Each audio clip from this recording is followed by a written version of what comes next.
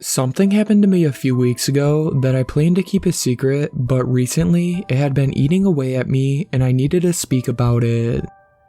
The situation involves the dark web, but it isn't like all the other stories you hear of. Some unsuspecting soul learning of the dark web through a friend, going on it for the first time and browsing around until they inevitably come across some horrifying page that leave them sleepless for nights.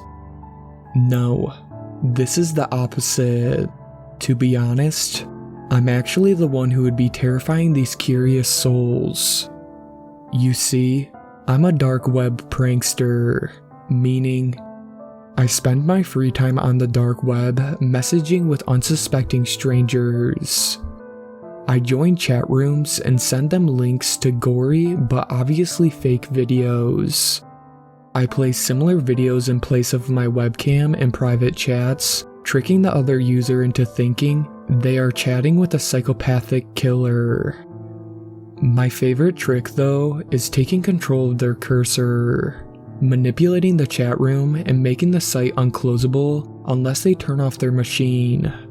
This one gets the most screams and appalled expressions, and it is all achieved through running some simple bash scripts. Now, some people may think this is cruel, but I see it as a service. A free one at that. You see, these people come onto the dark web for these kind of experiences. They hear somebody tell a scary story of their experience on the big bad dark web, and they want to be able to tell similar stories in a sad attempt to be interesting. They come looking to be terrified, and I ensure they aren't disappointed. Of course, I get my own enjoyment out of it, so it's a win-win. But recently, this has all changed. If you fly too close to the sun, you will eventually be burned. I am burning. The night started like any other. I got back from work, made some dinner, and after washing up, I logged onto my PC and got to work. I jumped around a few chat rooms, but they were unusually quiet or taking way too long to connect. And when they did connect, people left before I got a chance to mess with them. Eventually, I was able to keep someone around for more than a few seconds. They were some bald dude with a gnarly scar across their nose. His ears and face were both heavily pierced, and he had a python tattoo wrapped around his neck. A tough guy. They were always fun to make cry like a baby. The way I usually do these pranks is I keep the screen blank until I see the person. Then I choose from the collection of cam clips I have and slowly escalate it from there. For this specific instance, I chose a clip of a cute girl who starts by smiling and waving. The man smiled back and began typing until a message popped up. "Hi, you are cute. Thank you. I like your tattoo." We went back and forth typing and discussing ourselves until I decided to start the fun. I took down the video of the girl and replaced it with a video that starts with a man tied to a chair. A masked man then begins to beat the man in the chair with a hammer. To my surprise, the man didn't seem horrified. Instead, he began to wholeheartedly laugh before sending another message. Funny, but I preferred the lady. I replied telling him to shut up or the girl will get it next. Once that message sent, the man's laughter stopped, and he began to stare into the camera with a cold, emotionless gaze. "You shouldn't be so rude." That message was the beginning of the end for my pranking.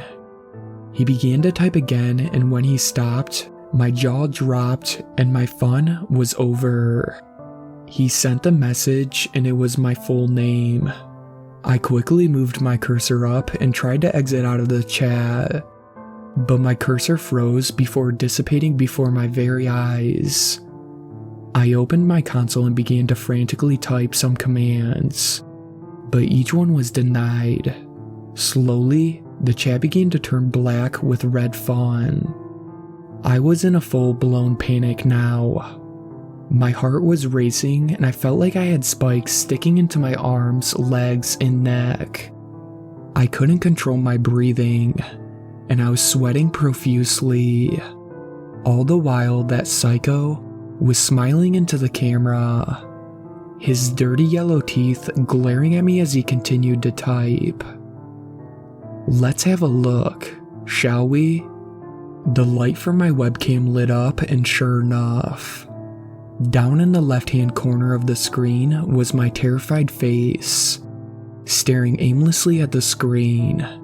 My brain was screaming instructions at me, but my body couldn't react. I was frozen in fear. Eventually, I snapped out of it and stood up to turn off my computer when he screamed in a deep, grisly, distorted voice.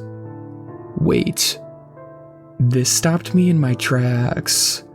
I looked back at the screen and he was gone, but only momentarily. When he returned, he was standing up, leaning over directly into the camera. He lifted his hand balled in a fist and opened it, revealing multiple human teeth, which fell from his hand and bounced off the desk beneath. He then sent the last message. See you soon, boy. He smiled as the words in the chat room began to fall off the screen, as a loud screeching noise blared from my speakers. Just then, my computer switched itself off, leaving me standing staring at my reflection on the darkened monitor. I must have stood there for at least 5 minutes before I snapped out of it and went to bed. I didn't sleep that night. I couldn't. Every time I closed my eyes, I saw his horrifying smile, and I heard that disgusting sound of the teeth hitting the desk. I called in sick to work the next day so I could try to relax, and I went for a run to clear my head. It helped enormously, and 3 days later, I had put the whole experience behind me. However, a week ago, about 10 days after the incident, something happened which has made me tell this story. At about 1 a.m., I was awoken by some strange banging sounds. I got up in a haze and looked out the front window to see an old maroon-colored Toyota Camry parked right behind my car, blocking it in. The banging had stopped, but the strange car had put me on edge. I had lived in the neighborhood for a few years, and I never once saw this car. I put on some clothes and began to walk down my stairs and towards the front door. But as I did, the banging began again. It was coming from the back door. I slowly walked towards the door, my heart racing. The closer I got, the louder the bangs. Whatever was causing it was trying to smash the door off its hinges. I wanted to scream, "Get the hell away from my house." However, for once in my life, I made the smart decision and ran up my stairs and into my bedroom before barricading my door and calling 911. The operator picked up just as I heard the window smash from downstairs. "There's a man in my house. He's trying to kill me." I screamed before she responded, telling me to calm down and to tell her my location. She asked me to stay on the line and that a squad car was close by. I heard heavy footsteps stomping up my stairs and towards my door before stopping. The operator asked me if I was still there, but before I could answer her inquiry, the man started to attempt to knock down my bedroom door. The bangs on the door were deafening. The operator kept pushing me to respond, but I couldn't. I was transfixed on the door and how with every sickening thud, that psycho got closer and closer. Suddenly I could hear sirens in the distance and the banging stopped, followed by the sound of quick steps speeding down the stairs, and shortly after, the sound of a car starting and speeding away. A few minutes later, the lights from sirens illuminated my room. This broke me out of my frozen, fearful state. I moved the barricade and ran down my stairs and out the front door to the police.